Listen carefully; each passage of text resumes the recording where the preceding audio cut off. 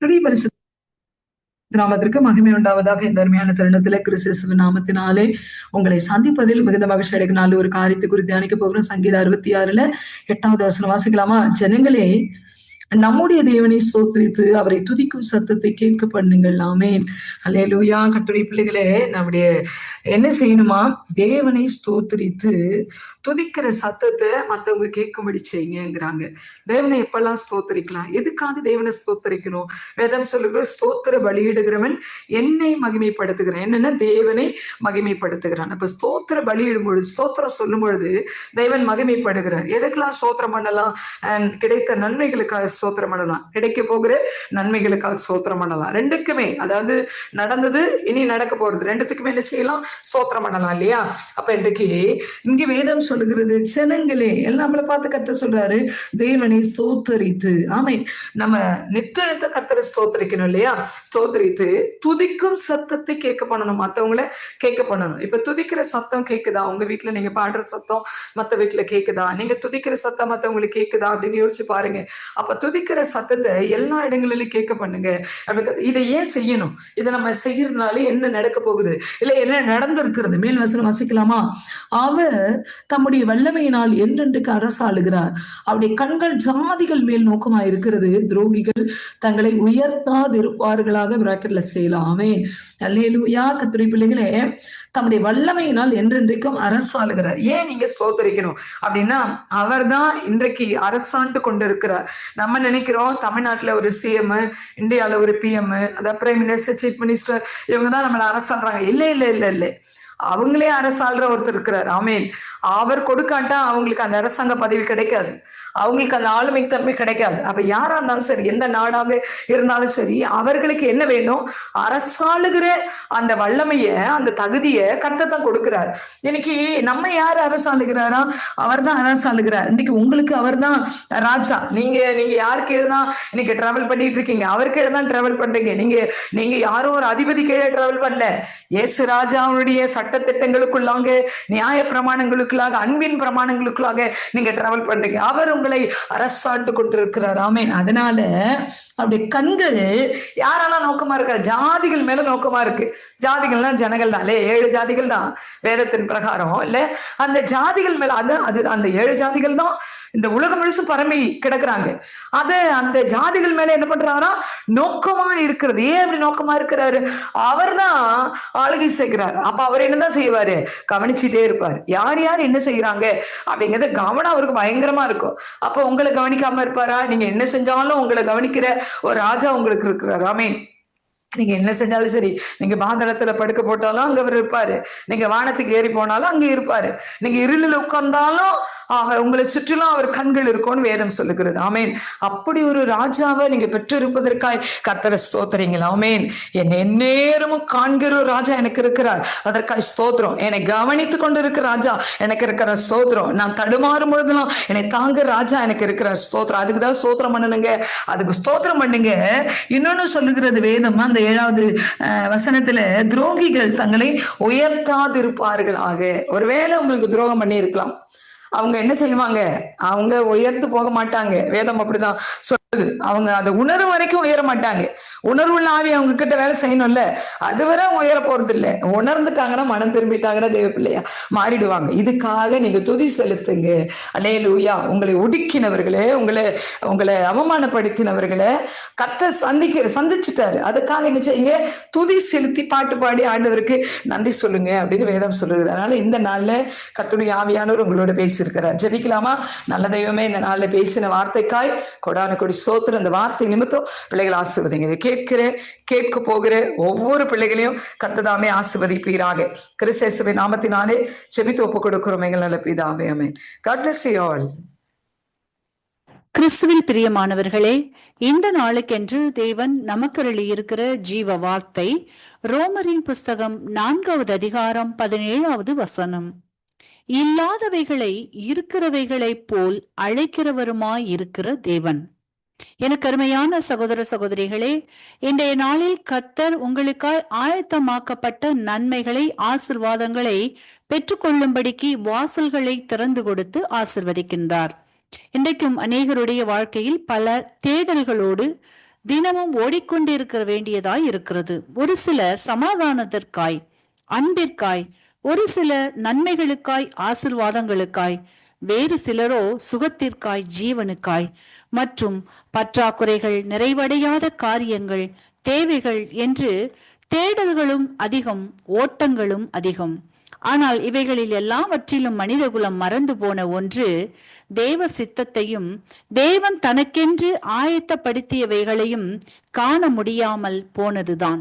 இதனால் இழப்புகளை, தோல்விகளை, சமாதானத்தை, ஆசிர்வாதங்களை, நன்மைகளை இழந்து விடுகின்றனர். காரணம், விசுவாசமும் நம்பிக்கையும் ஓடுகிற ஓட்டத்தின் மீது, தேடுகிற தேடல்களின் மீதுமே உள்ளது. சங்கீதக்காரன் தாவீது 116வது சங்கீதத்தில் மிக அழகாக பேசுகிறான். விசுவாசித்தேன், ஆகையால் பேசுகிறேன் என்கிறான். ஆகவே விசுவாசம் என்பது வாயினால் அறிக்கை பண்ண வேண்டியது. இன்றைக்கு கர்த்தர் உங்களோடு பேசுகிற வார்த்தை என்னவென்றால், தேவனை நோக்கி பாருங்கள், தேவனின் வார்த்தையை அறிக்கை பண்ணுங்கள் என்கிறார். ஆகவே இன்றைக்கு இந்த வார்த்தைகளை விசுவாசிங்கள், ஆசிர்வாதங்களை பெற்றுக்கொள்வீர்கள். இன்றைக்கும் நாம் வேதத்திலிருந்து கர்த்தர் தம் பிள்ளைகளுக்கு என்று இல்லாதவைகளை இருக்கிறவைகளாக ஆசீர்வதித்ததை குறித்து தியானிப்போம். பார்க்கலாம். முதலாவதாக லூக்காவின் புஸ்தகம் 5வது அதிகாரத்தை நாம் வாசிக்கையில் அங்கே சீமோன் பேதுருவை குறித்து பார்ப்போமானால், அவர்கள் தங்கள் குல தொழிலாகிய மீன்பிடித்தலை செய்து கொண்டிருந்தார்கள் என்றும், வழக்கம் போல மீன்பிடிக்க சென்றவர்கள் ராம் முழுவதும் பிரயாசப்பட்டும் ஒன்றும் அகப்படாமல் மிகவும் வேதனைகளோடு, வருங்காலத்தை குறித்த கவலையோடு, தேவைகளை எப்படி சந்திப்பது என்ற மனபாரத்தோடு, வெறும் வலைகளை தோல்வியின் சாயலோடு அலசிக் கொண்டிருந்த வேளையில் இயேசு அவர்களை சந்திக்கிறார். தம் பிள்ளைகளுக்கு தெரியாதவைகளை, காண முடியாத ஆசிர்வாதங்களை அடையாளப்படுத்துகின்றார். ஆழத்தில் போடுங்கள் என்கிறார். அப்படியே வார்த்தையை விசுவாசித்து கீழ்ப்படிந்து ஆழத்தில் வலையை போட்டார்கள். திரளான மீன்களை வலை கிழியத்தக்க பிடித்தனர், பிரமிப்பு அடைந்தனர் என்று வாசித்தருகின்றோம். இங்கு சீமோன் பேதுருவிற்கு குல தொழிலாக மீன் பிடித்தல் இருப்பதால் நிச்சயமாக சிறு வயதிலிருந்தே கடலின் ஆழங்கள், நீரோட்டங்கள், மீன்களின் குடியிருப்பு, அவைகள் எங்கு கிடைக்கும் என்று தனக்கு நன்கு அறிந்திருப்பார்கள். அப்படிப்பட்டவர்களுக்கு ராம் முழுவதும் பிரயாசப்பட்டும் ஒன்றும் அகப்படவில்லை. அவர்களும் அதே ஆழத்தில் தான் முயற்சி செய்திருப்பார்கள். ஆனால் தங்களின் சுயத்தின்படி, அவிசுவாசத்தின்படி, பிறகு அவர்களின் முயற்சியானது இயேசுவின் சித்தத்தின்படியும் வார்த்தையை விசுவாசித்தும் செயல்பட்டபடியினால் வெற்றி பெற்றனர். அவர்கள் சொல்லும் பொழுது, ஆகிலும் உம்முடைய வார்த்தையின்படி வலையை போடுகிறோம் என்பதை பார்க்கின்றோம்.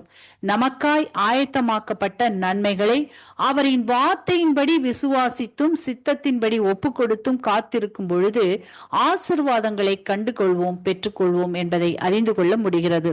எனக்கருமையானவர்களே, இன்றைக்கும் நீங்கள் கடந்து போகிற சூழ்நிலைகள் கூட வெறுமையாய், பிரயாசங்கள் எல்லாம் வீணாத என்றும், மன விரக்தியும் சமாதானம் இல்லாமல் காணப்படுகிறோமே என்று இருப்பீர்களானால், இன்றைக்கு உங்களை தேடி இயேசு வருகிறார். உங்களின் சூழ்நிலைகளின் நடுவில் தம் அதிகாரம் உள்ள வார்த்தையினால் கட்டளை கொடுக்கிறார். இதுவரையில் பெற்றுக்கொள்ளாதவைகள், அடைக்கப்பட்டவைகள், வெறுமையானவைகளை நிரப்பி ஆசிர்வதிக்கின்றார். உங்களுக்காய் ஆயத்தப்படுத்தப்பட்டவைகளை, இதுவரையில் காண முடியாதவைகளை இன்றைக்கு காணும்படி செய்கின்றார், ஆசிர்வதிக்கின்றார். வார்த்தை விசுவாசியுங்கள், அற்புதங்களை காண்பீர்கள். இன்றைக்கு இந்த வார்த்தைகளை கேட்டுக்கொண்டிருக்கின்ற உங்களில் யாரேனும் உங்களின் பாவங்களுக்காக கல்வாரி சிலுவையில் மரித்து உயிர்த்தெழுந்த இயேசுவை அறியாமலும் விசுவாசியாமலும் இருப்பீர்களானால், இன்றைக்கு உங்களை ஒப்புக்கொடுங்கள், விசுவாசியுங்கள். இயேசு உங்களின் சூழ்நிலைகளையும் மாற்றி விடுவித்து வாழ வைப்பார், ஆசீர்வதிப்பார். இந்த வார்த்தைகள் மூலமாக கர்த்தர் இன்று உங்களை ஆசீர்வதிப்பாராக. ஆமேன்.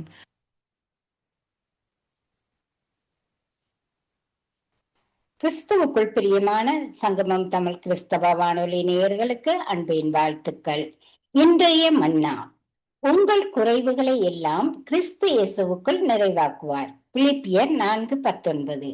பிரியமானவர்களே, கர்த்தர் நிறைவானவர். அதே போல அவருடைய பிள்ளைகளும் எல்லா விதத்திலும் நிறைவுள்ளவர்களாய் இருக்க வேண்டும் என்பது தேவனுடைய சித்தம். கானா ஒரு கல்யாண எப்போது திராட்சை ரசம் குறைந்ததோ, எப்போது திராட்சை ரசம் இல்லாமல் குடங்கள் வெறுமையாயினவோ, அப்போதே அந்த வெறும் குடங்கள் திராட்சை ரசத்தினால் நிரப்பப்பட்டன. திராட்சை ரசத்திற்கு பதிலாக வேறு திராட்சை ரசம் வார்க்கப்படவில்லை. பதிலாக தண்ணீர் திராட்சை ரசமாக மாறியது. சீசர்கள் விசுவாசிக்கத்தக்கதாக இயேசு கிறிஸ்துவினால் அற்புதம் நிகழ்ந்தது. அற்புதங்களை கண்டதினால் தான் சீசர்கள் கிறிஸ்துவில் விசுவாசம் வைத்தார்கள். ஆனால் அதிலும் பார்க்க காணாமல் விசுவாசிப்பவர்கள் சீசர்களை காட்டிலும் அதிக பாக்கியமுள்ளவர்கள். இங்கே 6 கச்சாடிகள் சில ஆவிக்குரிய வெளிப்பாடுகளை காண்பிக்கின்றன. முதலாவது அழைப்பு, இரண்டாவது திராட்சை ரசம், அதாவது பரிசுத்த ஆவி, மூன்றாவது தேவனுடைய நேரம், நான்காவது கீழ்ப்படிவு, அவர் சொல்லுகிறபடி செய்தல், ஐந்தாவது வெறுமையான பாத்திரங்கள் நிரப்பப்படுதல், ஆறாவது அற்புதம் நிகழுதல். ஆம், எமது அழைப்பை அனுதினமும் புதுப்பித்து புது ரசமாகிய பரிசுத்த ஆவியினால் நிரப்பப்பட்டு தேவனுடைய நேரத்திற்காக பொறுமையுடன் காத்திருந்து அவருடைய சித்தத்தை செய்து உலக வாரங்களும் கவலைகளும் இல்லாமல் எம்மை வெறுமையாக்கி தேவனுடைய வார்த்தையால் எம்மை நிரப்பி தேவன் எம்மில் அற்புதங்களை செய்ய எம்மை ஒப்பு கொடுத்ததால் அந்த வெறும் கச்சாடிகளை இயேசு நீரால் நிரப்பியது போல் வெறுமையான எங்கள் உள்ளமாகிய பாத்திரங்களை தேவன் ஆசீர்வாதங்களால் நிரப்பி அற்புதத்தின் மேல் அற்புதம் நிகழச் செய்வார். பிரியமானவர்களே, உங்களை பலப்படுத்துகிற கிறிஸ்துவினாலே எல்லாவற்றையும் செய்ய உங்களுக்கு பலன் உண்டு. உங்கள் தேவன் தம்முடைய ஐஸ்வர்யத்தின்படி உங்களுடைய குறைவுகளை எல்லாம் கிறிஸ்து இயேசுவுக்குள் மகிமையிலே நிறைவாக்குவார். கர்த்தர் தாமே இந்த வார்த்தைகளை கொண்டு ஒவ்வொருவரையும் நிறைவாய் ஆசீர்வதிப்பாராக. ஆமேன். God bless you.